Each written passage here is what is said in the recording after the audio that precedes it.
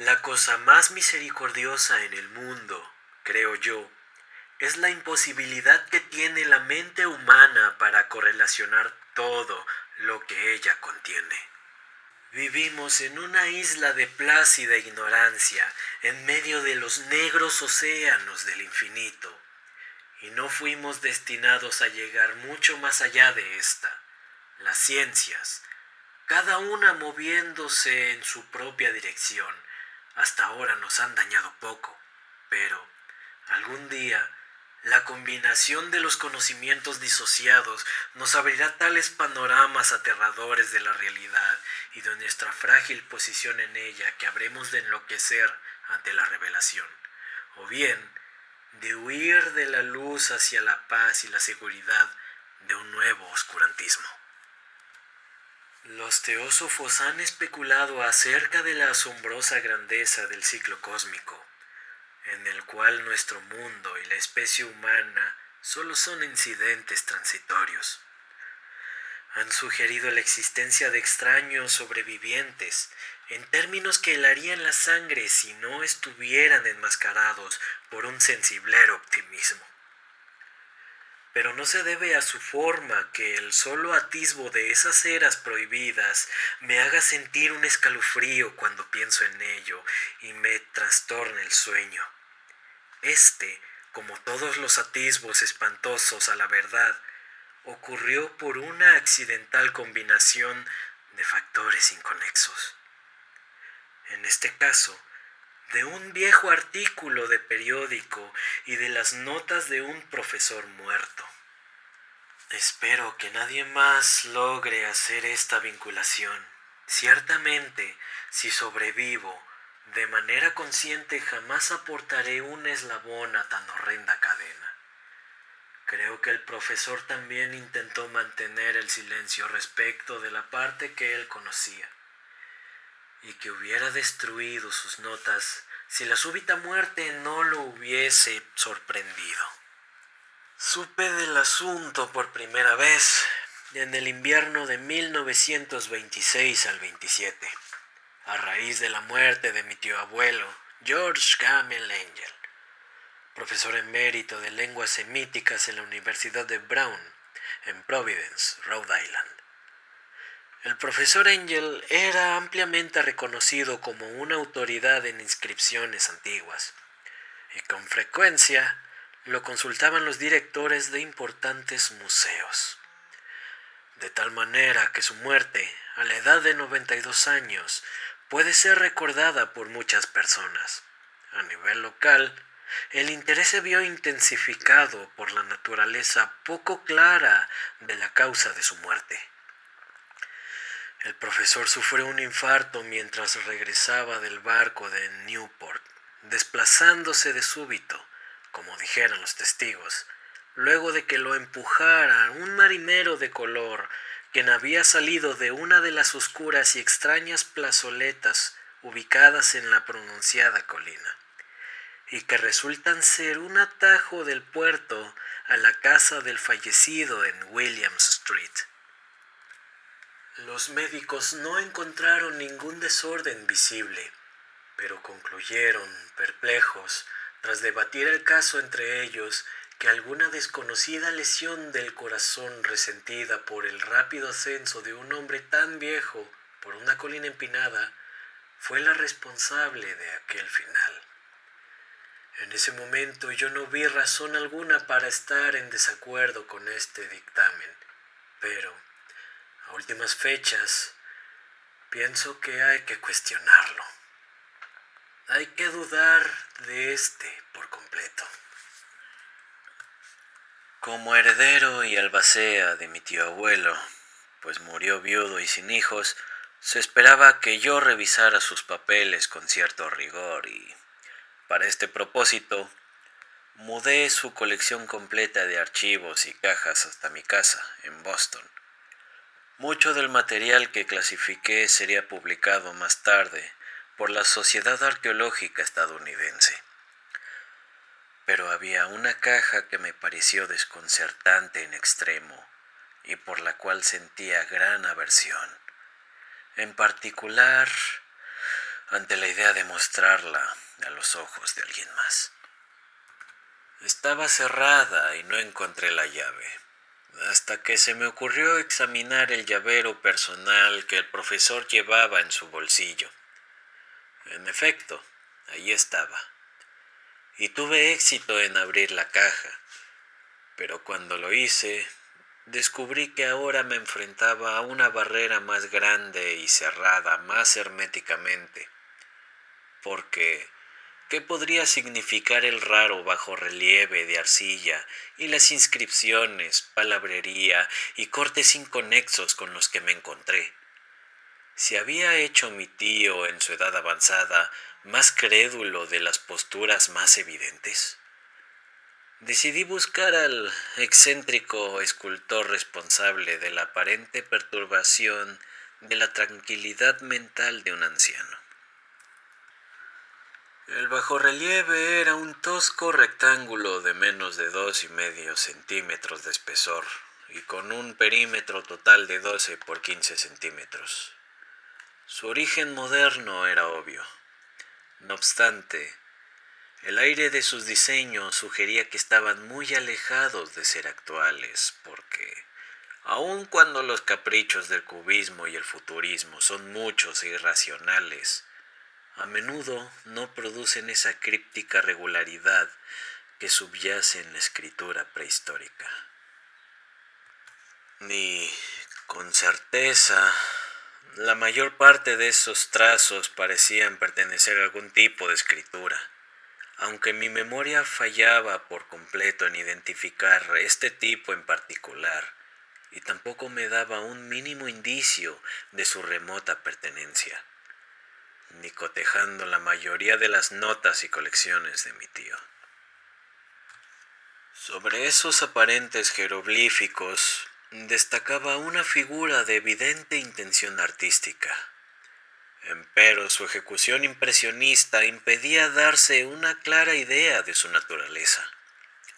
Aparentaba ser una especie de monstruo, un símbolo que representaba un monstruo, de una forma que solo una imaginación enferma podría concebir.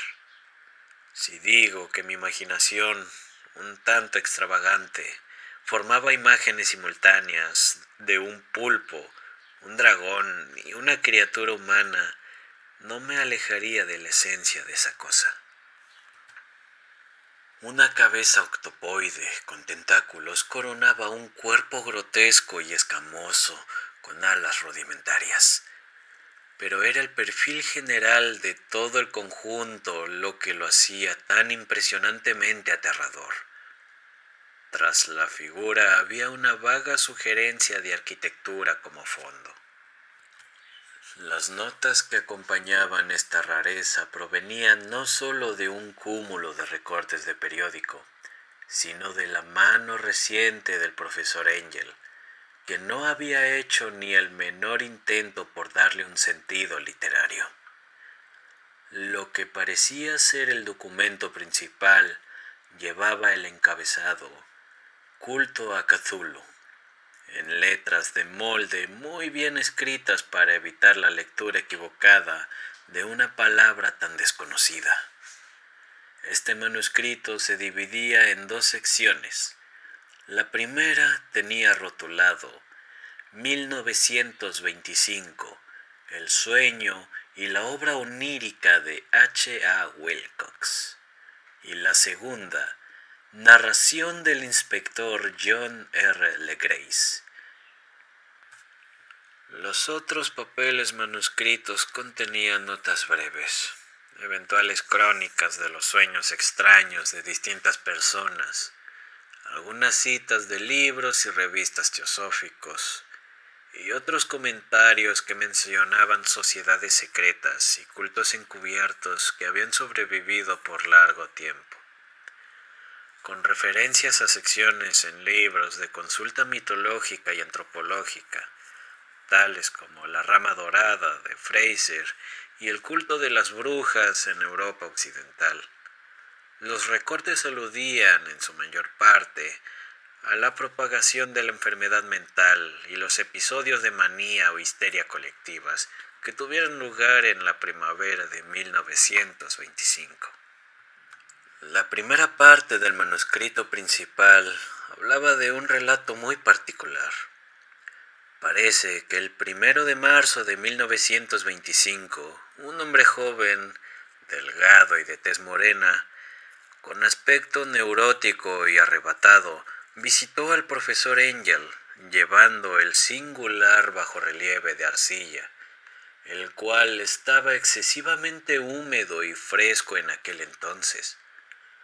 Su tarjeta de presentación ostentaba el nombre de Henry Anthony Wilcox, y mi tío lo identificó como el hijo más joven de una excelente familia a la que conocía un poco, quien recientemente había estudiado escultura en la Escuela de Diseño de Rhode Island y vivía de manera independiente en el edificio Fleur de Lis, cercano a la institución. Wilcox era un joven precoz, de conocido genio, pero muy excéntrico y, desde su niñez, había llamado la atención debido a las historias extrañas y sueños inusuales que tenía por costumbres resaltar. Se calificaba a sí mismo como físicamente hipersensible. Si bien la gente seria de la antigua ciudad comercial lo tildaba solo de singular. Sin relacionarse mucho con sus congéneres, se fue apartando de la vista en sociedad de manera gradual y solo resultaba conocido para un grupo pequeño de estetas de otras ciudades. Incluso el Club de Arte de Providence, preocupado por preservar su conservadurismo, lo había considerado un caso perdido. El manuscrito del profesor se centraba en la visita del escultor, quien, de manera abrupta, había solicitado el beneficio de los conocimientos arqueológicos de su anfitrión para que identificara los jeroglíficos del bajorrelieve. Hablaba afectadamente y como un soñador, lo que detonaba una pose estudiada y una simpatía fingida. Y mi tío mostró algo de agudeza en su respuesta, dado que la evidente frescura de la tablilla tenía que ver con todo menos con la arqueología. La réplica del joven Wilcox, que impresionó a mi tío lo suficiente como para que la recordara y registrara palabra por palabra, fue un corte fantásticamente poético, y debió ser una buena muestra representativa de toda su conversación, que yo ahora considero muy característica de él. Le contestó: «Es nueva, de hecho, porque yo la hice anoche al soñar con extrañas ciudades, y los sueños son más antiguos que la melancólica Tiro, o la taciturna Esfinge, o la Babilonia ceñida en jardines». Fue entonces cuando empezó a contar una historia inconexa que, de pronto, despertó un recuerdo profundamente dormido y se ganó el interés inalterable de mi tío. La noche anterior había ocurrido un ligero temblor, el más fuerte en Nueva Inglaterra en muchos años, y la imaginación de Wilcox quedó profundamente perturbada. Al retirarse a dormir, tuvo un sueño sin precedentes acerca de enormes ciudades ciclópeas hechas de bloque titánico y con monolitos que alcanzaban el cielo, todo goteando un limo verdoso y sumergido en una atmósfera siniestra por su horror latente. Las paredes y columnas estaban cubiertas de jeroglíficos y, desde algún indeterminado punto más abajo, había llegado una voz que no era una voz, sino una sensación caótica que sólo la imaginación podía transmutar en sonido, pero que él intentó expresar con el casi impronunciable aglutinamiento de las letras. Cthulhu Fetagen. Este fárrago verbal fue la clave del recuerdo que emocionó e inquietó al profesor Angel. Interrogó al narrador con precisión científica y estudió la frenética intensidad del bajorrelieve en el que el joven, al despertarse de manera repentina, se había descubierto a sí mismo trabajando, helado y vestido solo con su pijama. Mi tío culpaba su vejez, Wilcox lo diría más tarde, por su lentitud en reconocer tanto los jeroglíficos como el diseño de la imagen. Muchas de las preguntas le parecieron al visitante extremadamente fuera de lugar, en especial aquellas que trataban de conectarlo con sociedades ocultos inusuales, y Wilcox tampoco podía entender las repetidas promesas de silencio que se le ofrecían a cambio de que admitiera que pertenecía a algún grupo mayoritariamente místico o de religión pagana.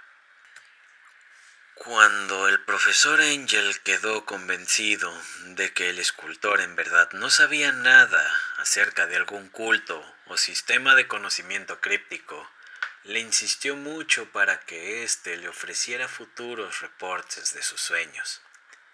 El acuerdo dio frutos constantes, pues, luego de la primera entrevista, el manuscrito registraba visitas diarias por parte del joven, durante las cuales le relataba fragmentos sorprendentes de su imaginería nocturna, cuya carga principal siempre era un terrible paisaje ciclopeo de roca verde y goteante, con una voz o inteligencia del inframundo gritándole monótonamente en enigmáticos golpes de sensaciones, imposibles de transcribir, salvo como meros galimatías.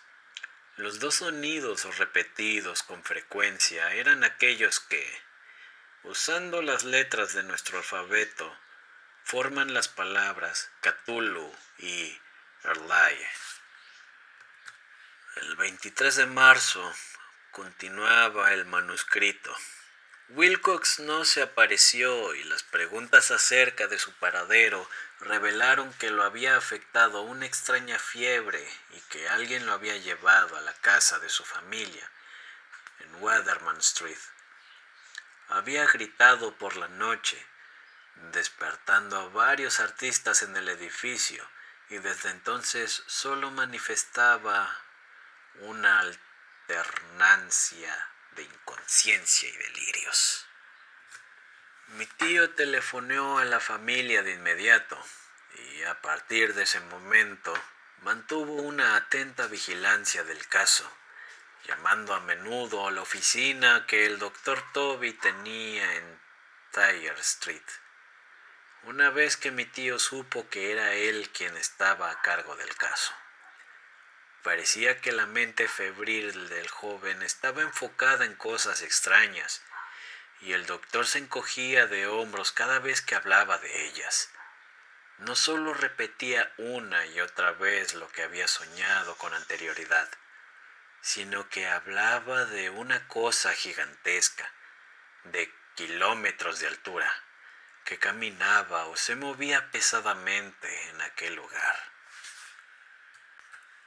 En ningún momento el joven describió en su totalidad este objeto, pero sus ocasionales palabras frenéticas, tal como se las repitió el doctor Toby, convencieron al profesor de que debía ser idéntico a la monstruosidad sin nombre que buscara representar en lo que había esculpido mientras dormía.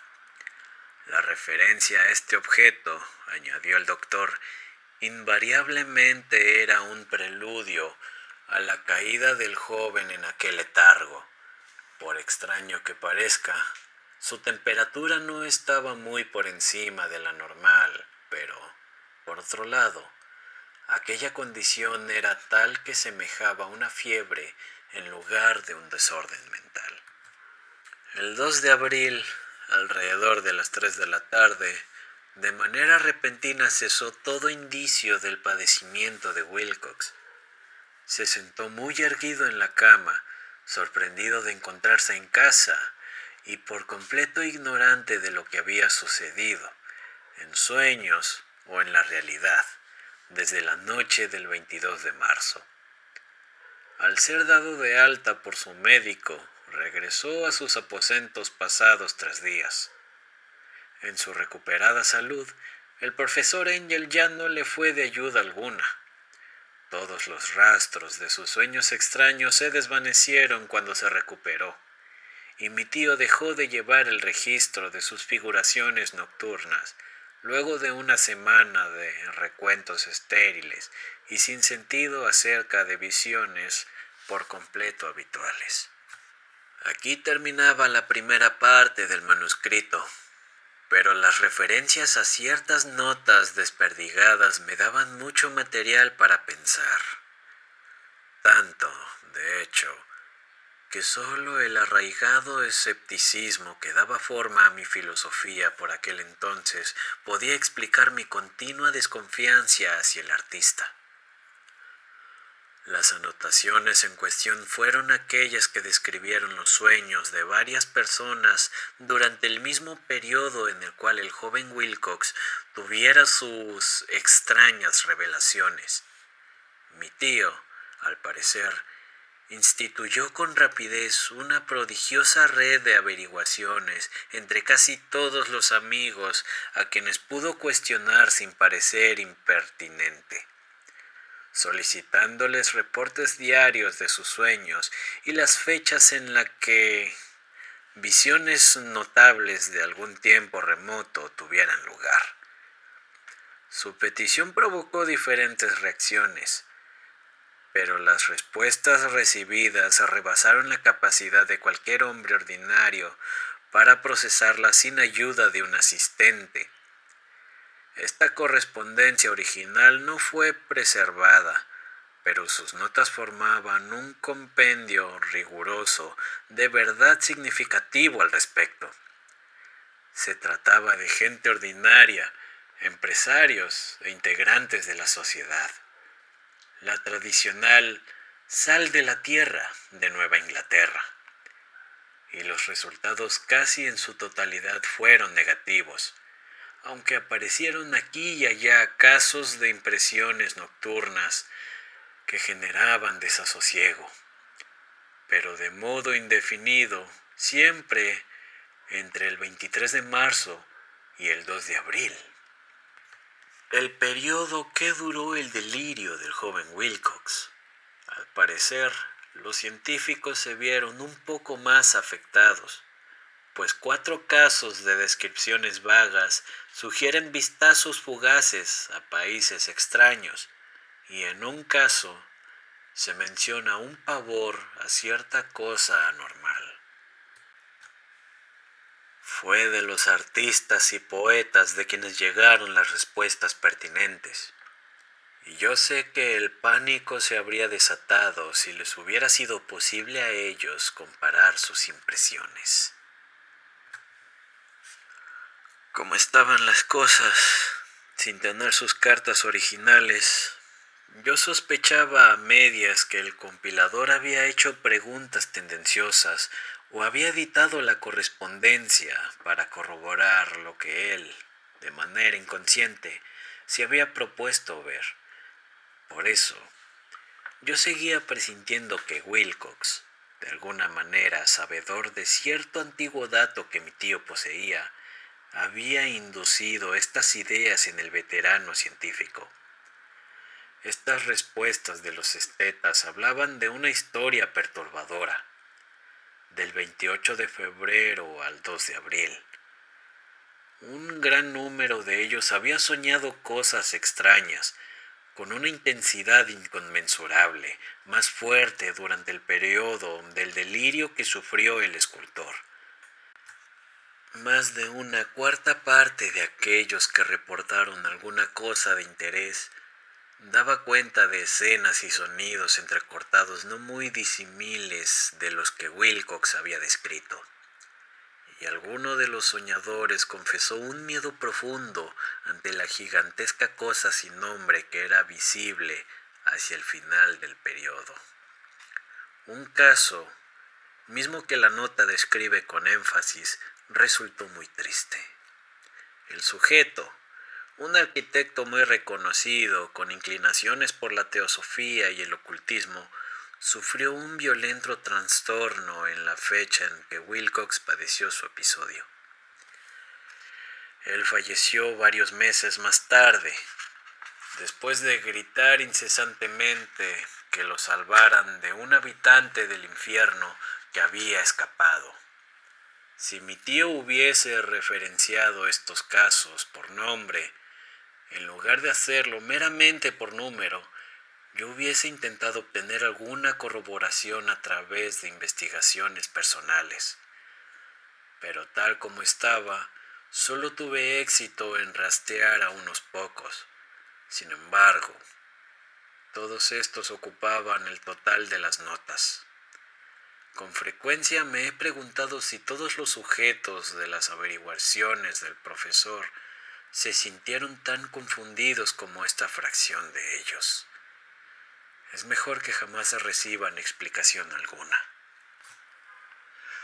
Los recortes de publicaciones, como he mencionado ya, trataban de casos de pánico, manía y excentricidad que tuvieron lugar durante el periodo establecido. El profesor Angel debió emplear los servicios de una oficina de información, pues el número de extractos era descomunal y las fuentes estaban dispersas por todo el mundo. Aquí se menciona que hubo un suicidio nocturno en Londres, en el cual un durmiente había saltado por la ventana luego de proferir un grito pavoroso. De alguna manera, otro recorte se lee una carta inconexa dirigida al editor de un periódico en América del Sur, en la cual un fanático deducía un futuro ominoso a partir de las visiones que él había tenido. Un comunicado de California describe a todos los integrantes de una colonia teosófica vistiendo algo parecido a túnicas blancas para alguna consumación gloriosa, la cual nunca llegó, mientras que fragmentos provenientes de la India hablaban con reservas acerca de una seria intranquilidad entre la población nativa en la madrugada del 22 al 23 de marzo. De igual manera, en el oeste de Irlanda, lleno de leyendas y rumores quiméricos, un pintor fantástico llamado Ardois Bonnot colgó un blasfemo paisaje onírico en el Salón de Primavera de París en 1926. En fin, son tan numerosos los sucesos problemáticos que se registraron en los sanatorios para enfermos mentales que solo un milagro pudo evitar que la fraternidad médica notara extraños paralelismos y llegase a conclusiones desconcertantes. Así pues, se trataba en su totalidad de una colección inusual de recortes y en estos días apenas puedo creer el insensible racionalismo con el que los hice a un lado. Para entonces ya estaba convencido de que el joven Wilcox sabía de los asuntos más antiguos mencionados por el profesor.